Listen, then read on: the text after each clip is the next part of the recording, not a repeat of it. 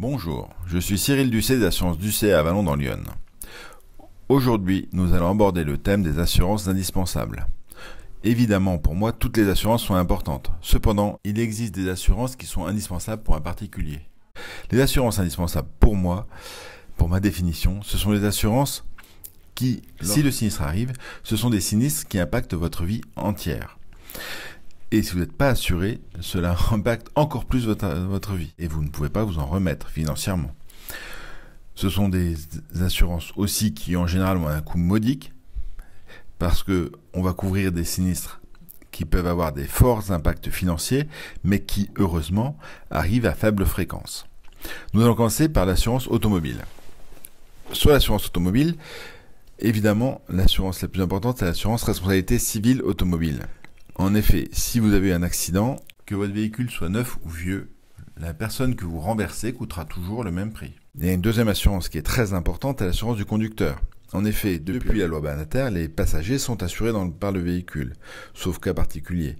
Par contre, le conducteur n'est jamais assuré. L'assureur vous propose une assurance du conducteur. Pour quelques dizaines d'euros supplémentaires par an, vous pouvez avoir des garanties très supérieures à la garantie de base qu'il vous propose. Je conseille donc de prendre une garantie très supérieure.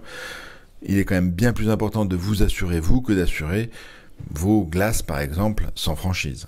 Deuxième type d'assurance indispensable, c'est l'assurance habitation. En effet, lorsque votre habitation brûle, vous n'avez pas les moyens de la reconstruire en général. Surtout que lorsqu'une habitation brûle, elle coûte plus cher à reconstruire que quand on construit une habitation neuve. Il est donc très important, pour moi indispensable, d'assurer parfaitement bien son habitation. Dans l'assurance habitation, il faut faire aussi attention, c'est que vous assurez votre responsabilité civile. Il faut être particulièrement attentif à ce volet. En effet, j'ai toujours souvenir d'un sinistre très important qui avait été causé par un chien. Donc le chien, c'est votre responsabilité, vous en êtes responsable. Le chien avait traversé la route, avait provoqué un accident de la route. Coût du sinistre, plus de 3 millions d'euros. Je connais très peu de gens qui ont les moyens de payer 3 millions d'euros pour un sinistre avec leur chien. Il faut aussi être particulièrement attentif à l'ensemble de ces activités et pour être bien couvert sur l'ensemble de ces activités. La dernière assurance indispensable est l'assurance protection familiale. L'assurance protection familiale est une assurance qui a une quinzaine d'années aujourd'hui, vingtaine d'années aujourd'hui, et qui est là pour couvrir l'ensemble de votre famille en cas d'accident. Et là, c'est un peu la même chose que sur l'assurance du conducteur en automobile. Là, je dirais qu'il faut être très attentif. On est là pour couvrir de l'invalidité, et l'invalidité, ça dure longtemps. Si un enfant se blesse en tombant d'un haut d'un mur, parce qu'il a joué en haut du mur, il tombe et devient paraplégique, le coût de la paraplégie est très important. Et en France, on a beau être dans un pays très social, les handicaps est très mal couvert. Donc, cette assurance-là est là pour couvrir le handicap.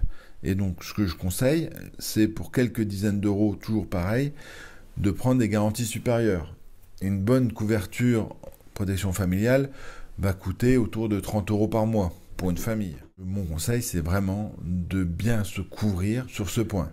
On pourra évidemment se couvrir pour d'autres risques, en particulier la maladie, mais là, le coût est beaucoup plus important. Ce podcast est désormais terminé, alors n'hésitez pas à l'aimer, le partager et abonnez-vous pour plus de contenu.